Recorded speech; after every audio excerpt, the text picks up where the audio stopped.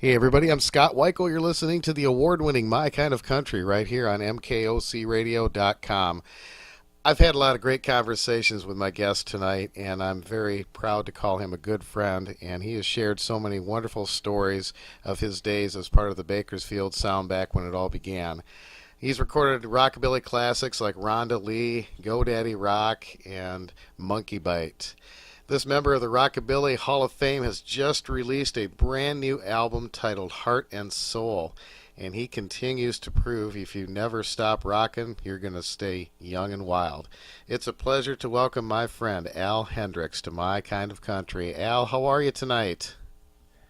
Hey, doing great, Scott, and good to hear from you, man. Well, it's a pleasure to talk to you, and I am just humbled that I was the first one you sent your new album to, and it just tickled me to death. I couldn't hardly wait to get it in the CD player.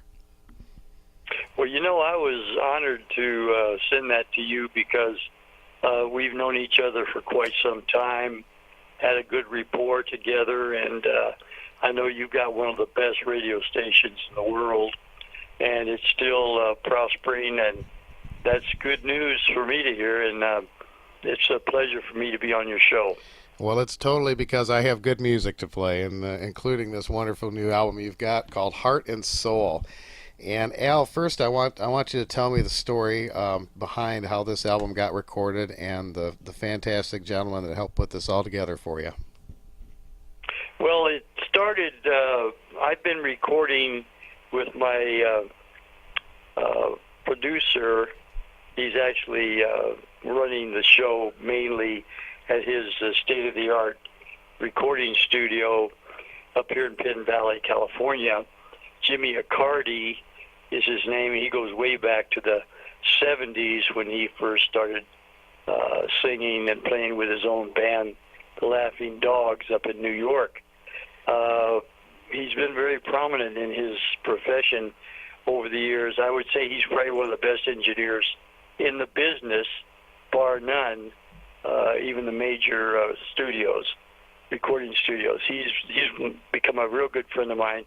We've worked together for almost 10 years doing albums, and we decided after several albums that we did complete, we wanted to do something different, and we decided that bringing back some of the oldie but goodies that go way back to the 30s, 40s, 50s, 60s, and we decided that we'd do them because a lot of people probably have never heard these songs, especially the younger generation. And we thought it'd be not a novelty, but a traditional bring back of these songs that were probably recorded during the World War II and later on, and even earlier.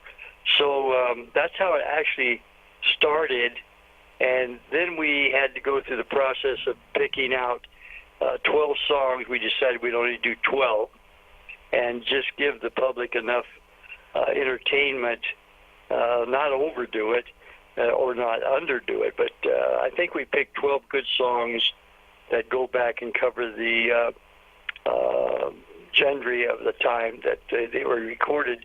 Several artists did record some of these songs. There were prominent entertainers, but I think we have come up with a real good album, and better than most, as far as I'm concerned. And I know Rod Stewart did a similar version. He recorded some oldie but goodies, but not ours is so much better, and our songs that we selected are so much better. So that's kind of how it all came about to put this thing together. Well, that's great. We're pretty happy with the way the results have come out, so we're hoping to get a lot of good reviews on it. Well, you're going to get a good review today, I guarantee that, and my listeners are going to love hearing some of these songs. And, folks, I want you to visit cdbaby.com, and you can pick up this album by Al Hendrix. It's called Heart and Soul. as well as many other great albums that Al has available. Rare and Rockin' I highly recommend. Rockabilly Lovin'. He's got a great Christmas album too that we always feature on our Christmas shows at holiday time. And all that music is available there. And also follow him on Facebook. It's Al Hendrix Rockabilly on Facebook. And we will have all that information on our Facebook page as well. Al, you mentioned, bringing these songs to a new generation, and that's exactly what you've done. And I think what you've accomplished with this album is that you've taken these classics and you've maintained the integrity of them, but you've given them a new spin and kind of put your own signature, style to them. And I think I applaud you for what you've done here. Well, we wanted to do these songs in a different format, and we decided to actually perform each song, Fats Domino, rhythm and blues. Well, some of them were with rhythm and blues. I put a little bit of rockabilly into some of them, but the classic texture of these different songs are just unforgettable. They will live. They will all live forever. I mean, they'll never be forgotten. And I'm hoping that we can reach the younger generation of the listening audience that will really appreciate the kind of music that we did perform in making the album. So that was our goal, is trying to bring in some new listeners that haven't even heard these songs. Yeah. So that was our goal. I hope we can attain that. Well, your voice sounds fantastic, and I jokingly, said at the beginning of the show, you've got to stay young and wild. And, you always tell me I think every conversation we've ever ended, you always say, never stop rocking. And I guess if there's keep you young and wild. Well, yeah, and I guess if there's living proof of that, I guess it's Al Hendrix. I mean, you sound fantastic on these recordings, my friend. I mean, I'm just in awe of your voice. Well, one of the best songs I ever recorded in 1960 was Young and Wild and I Need You, and they went on Liberty Records out of L.A., and we got a lot of response from Europe on both songs. So I kept it, I was probably 21, 22 when I recorded these two songs. But I Need You was one of the best.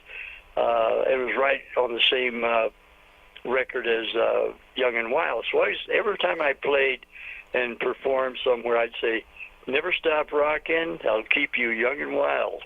So that's where that originated. Absolutely, and I still use that. Well, it still works, and your records, your original records, are very valuable, and I see them come up for sale quite a bit, and they always sell for a lot of money. And you have a huge listenership, especially overseas, and I know you've done tours over there and everything. And my listeners overseas are going to be especially glad to hear this. But some of these songs, I call them old torch songs, and they're songs that I grew up with. One of my very favorite, it was actually, I'll admit I skipped ahead and to track number 9 because I wanted to hear your version of Pennies from Heaven. This is one of my favorite songs. Tell me a little bit about this one. Well, Pennies from Heaven, I had my aunt, my aunt Lil, she lived to be 94.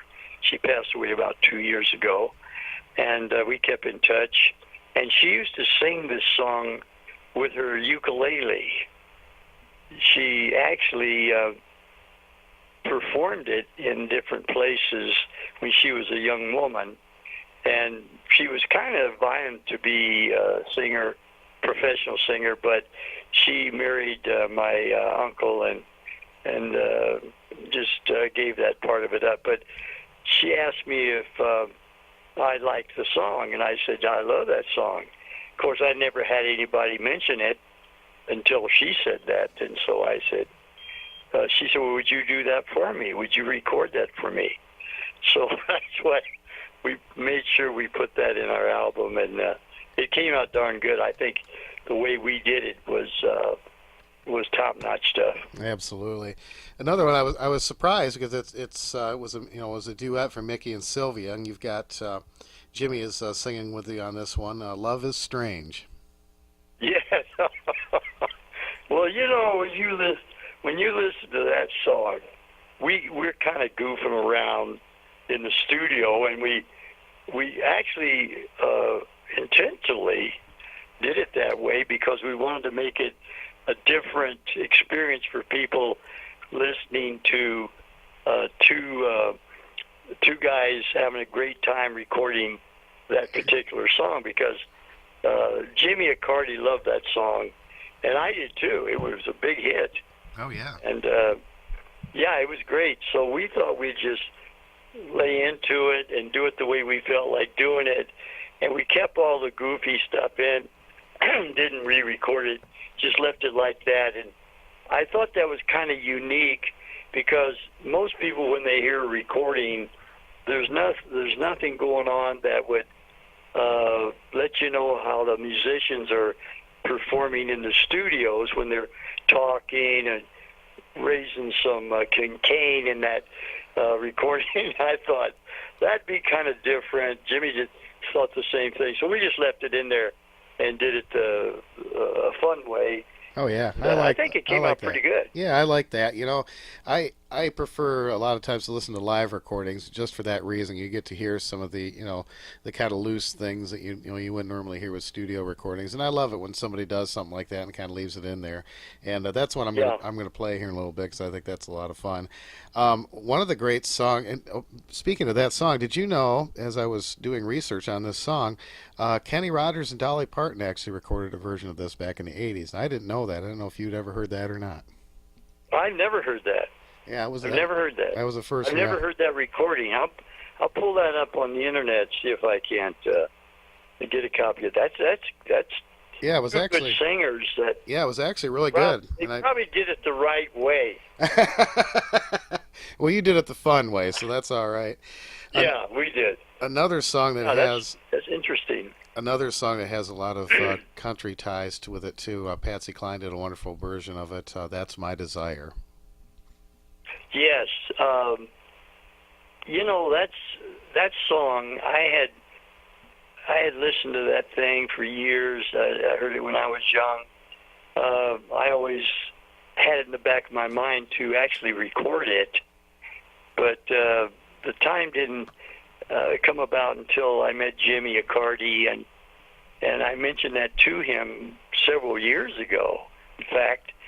And then when we finally got to this part of thinking about doing this album, I said I want to do that song because it's a romantic song. It's so different. It actually reminds me of a song in World War II. Yeah. That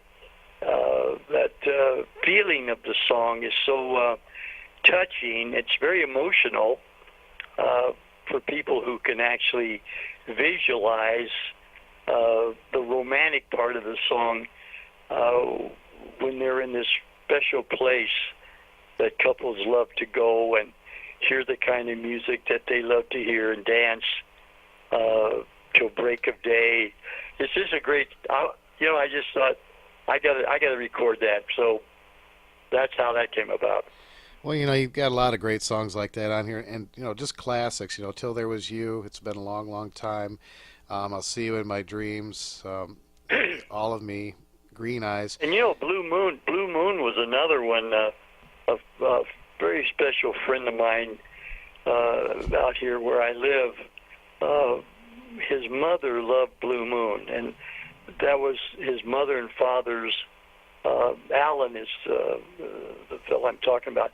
His mom and dad loved Blue Moon, and he lost his dad about 2 years ago. So he asked me if I would record that for his mother, and when she heard it, she just cried. Oh wow! You did a great job on it. That was another one I was interested to see your approach on it. It's an old doo-wop song. The Marcells had it out. And I really like your approach on that one. You did a fantastic job. It's a good way to cap out the album, Yes, sir. Yes, sir. It was a good finale for the album, and I'm glad I did that. And Jimmy did a great job on the backup music, and as he always does.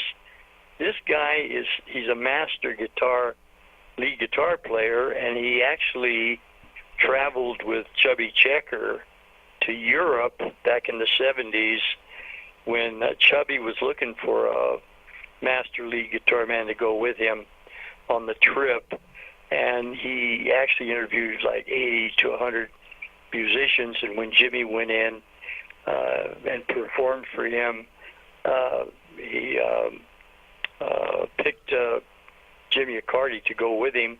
He went over there to Europe with Little Richard and the Platters and toured about a year over in Europe with Chubby Checker. Oh, wow. They became real good friends. Well, speaking of the Chubby was up here. Chubby was right up here where we live. Was he? About a year ago, and he wanted to meet Jimmy, and they got together and took pictures and kind of had a reunited that's together. Cool. So that's cool. Many, many years ago, Chubby Checker was here in Traverse City at the college, and he was giving instructional lessons on how to do the twist, and I thought that was pretty cool. Yeah. Everybody was doing the twist when he came out with it. That was amazingly famous. I mean, I don't know anybody who didn't know how to do the twist back in those. Oh yeah, that was the dance. You mentioned the Platters earlier, and this is another one. Freddie Hart had a great cut on this song too. Only You. Oh my gosh, yes, that was a huge song. I think. Well, I saw a movie with James Belushi, and it was called. What was the name of that movie? Belushi. Was it the Blues Brothers? Mr. Destiny. Oh, Mr. Destiny. Okay, yeah. Mr. Destiny, and they play that. That's the theme song of the movie. They play the whole song sung by the Platters at the end of the film. It's just a way to end the film in such a nice way. Oh, that's great. Great song. It sure is. Well, speaking of other great songs... No one could actually do it like Tony Williams. No. He sings that thing like nobody else. But, the younger generation today may not have even heard that song. No, that's very true. Very true. Well, so we were kind of counting on that they'd hear the way I did it was totally different because I put a recitation in the song, so it made it somewhat different than what Tony Williams. But I wouldn't even compare my voice with the way Tony Williams performed that song. I mean, it was just phenomenal. No, but again, you did a great job and you made it your own, and I love that. Tell me about Heart and Soul and how this became the title of this project. Heart and Soul was a song I always loved. That song. It goes way back. I mentioned it to Jimmy. Jimmy knew more about it than I did. He had played it during different performances with his. He had a group called the Laughing Dogs, and they were in Upper New York, and they performed that song quite a bit when he performed. So he brought that up to me. I didn't even think of the song, and then we heard it performed on the internet, and so we decided to go ahead and do this song. Heart and Soul had it just had a feeling of when you're actually recording it, it affects your whole body. So it's like I wanted to say heart and body, but that wouldn't be good. But that's what I was thinking, because when I was recording the day we did that, my whole body seemed to get into this song, and I did it from my heart. And I think we came out with a real good performance on that. You betcha. You betcha. Well, the album is called Heart and Soul, folks. You can get it at cdbaby.com. Look up Al Hendrix, and we'll put that information on our Facebook page as well. And many of Al's wonderful recordings are also there. You can pick those up. And be sure to give him a like on Facebook at Al Hendrix Rockabilly. We'll put that information on our page as well. And pick up this album. Great cover, too, with Rosie the Riveter with the Al Hendrix tattoo there. I like that. That was mainly my wife's idea. She, a friend of hers, actually did the cover. She's in college, and she's into a lot of cartoons and things that she likes to write about. So she did this, and Lorraine thought it would be a good idea to have that on the front cover of the way, with the tattoo on the arm and the hearts around the front cover, and it just looks good. I think it's different from anything I've ever seen. It grabs your eye. It does. Well, you tell Lorraine she's got a good eye. She did a great job on that. I will tell her that. Well, folks, we're going to play a bunch of songs from this brand new album from Al Hendrix, and I urge you to go to cdbaby.com, pick this album up, and check out Al's other wonderful music.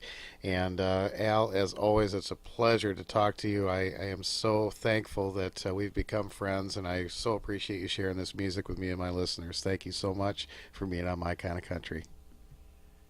Well, Scott, I'm just blessed that you allowed me to be on your show and talk a little bit about the album, and it's been a great pleasure. Anytime you interview me and I talk to you, well, when we talk privately on the telephone, I'm overjoyed just spending a few minutes with all the good work that you're doing and all the interviews of the fine people that are out there in the still out there in the business. Freddie Hart, my God, I think he's 90 years old, isn't he? He sure is. Yep. And he's still performing. David Frizzell. I mean, Merle Haggard. I mean, you were close friends with Merle and interviewed him, and I mean, you know so many people in the business that you're actually one of the greatest entertainers of all. I wrote that song a long time ago. I know you played it. We play that a lot. Yep. And, well, I'm just a vessel. If I didn't have all this great music, I wouldn't be able to do this show. And I have to thank you for providing it for us. If it wasn't for people like you, we wouldn't even be heard of. People like you, back in the 50s and 60s, Scott, we always did that top 100. Art LeBeau was a big name. It was a disc jockey out here in Southern California, and I did a show with him at the Pasadena Civic Auditorium, and he'd go over to the old first one of the Mel's diners in Southern California. He had a portable unit made mostly out of glass, and he'd sit there in front of Mel's diner and play the top 100. Oh, yeah. And that was the old days, but then that was when everything was live. They didn't have all the automated stuff they have today. But that's when you guys set up in the radio stations, and like Wolfman Jack, he played my stuff. Oh, yeah. And just to see you guys doing the work, hardly nobody knew who you were. Nobody ever saw you, and you were up there in all the bad weather, day, night, all through the year, spinning those records, man, that just entertained the people all over the world. So I wrote the song, The Greatest Entertainer of All. And that includes you, my friend. And you're still at it, you're still entertaining, and you love what you do. And I just hope to see that you prosper, increase, and grow in your business. And I can't thank you enough for having me on your show. Well, it's my honor, Al. Thank you so much. I appreciate it. And I'm going to get to tell you what you always tell me. Never stop rocking, my friend. Well, don't forget. That'll keep you young and wild. That's right. All right, folks. Are you still young and wild? I'm still young and wild. You're going to keep me that way, buddy. I'm going to catch up to you, I think. My wife tells me I'm young and wild. So. All right, folks, enjoy some of these wonderful cuts from Heart and Soul from Al Hendrix, and again, cdbaby.com. Sit back and listen to some of these classics, and remember where you were when you heard them for the first time. Thanks again, Al Hendrix. You're welcome, buddy, and we'll look forward to talking again on the phone.